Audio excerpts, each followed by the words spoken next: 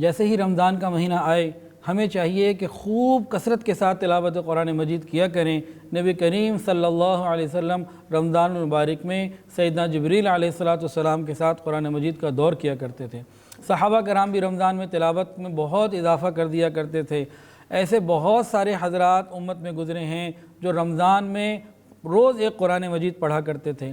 حضرت امام اعظم امام ابو حنیفہ رحمۃ اللہ علیہ ان کے بارے میں آتا ہے کہ 63 قرآن مجید رمضان میں پڑھ لیا کرتے تھے، ایک دن میں، ایک رات میں اور 3 تراویح کے اندر۔ آج ہمیں یہ بات سمجھ ہی نہیں آتی آخر یہ کیسے ممکن ہے۔ بعض لوگ حیران ہو کے انکار ہی کر دیتے کہ یہ ہو ہی نہیں سکتا۔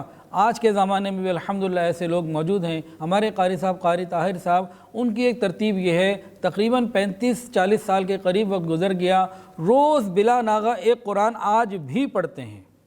آج بھی ایسے لوگ موجود ہیں۔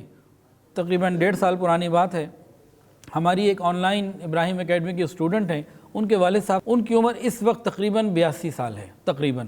میں ان کی ملاقات کے لیے حاضر ہوا تو وہ مجھے کہنے لگے، حضرت اب آنکھیں کمزور ہو گئیں اور جسم کے اندر وہ قوت نہ رہی، اب میں پہلے کی طرح قرآن نہیں پڑھتا، اب میں روزانہ صرف 21 سپارے پڑھتا ہوں، اور پہلے میں روز ایک قرآن پڑھ لیا کرتا تھا، جو میں نے 20-25 سال سے زیادہ کی میری یہ ترتیب رہی، ابھی حیات ہیں کہ میں آج اس 83-82 سال کی عمر میں بھی کمزوری کی وجہ سے زیادہ نہیں پڑھ پاتا، بس 21 سپارے پڑھ لیتا ہوں۔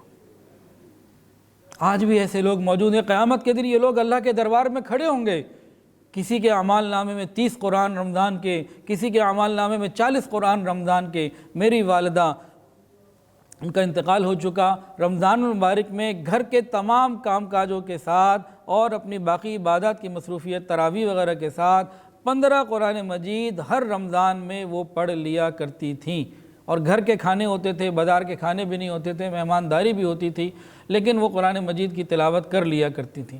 آخر کیا وجہ ہے؟ ہم سے کیوں نہیں ہوتی؟ ہم قرآن کیوں نہیں پڑھ پاتے؟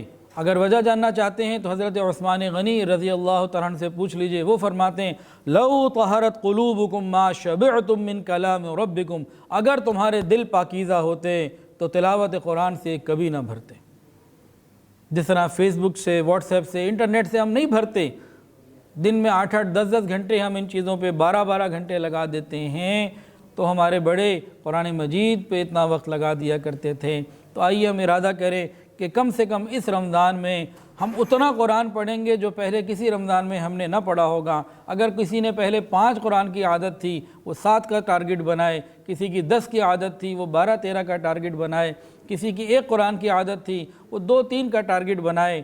Well planned half done. ہم جب کوشش کر لیں گے، اپنے آپ کو مینٹلی پریپیئر کر لیں گے، کاموں کو اس انداز سے ہم اپنے آپ کو بنا لیں، اپنا شیڈیول اس حساب سے سیٹ کر لیں کہ رمضان میں ہم تلاوت قرآن زیادہ سے زیادہ کر سکیں، تاکہ رمضان کی برکتیں ہمیں خوب ملیں، اور قیامت کے دن رمضان بھی اور قرآن بھی ہمارے حق میں شفاعت کرنے والا ہو۔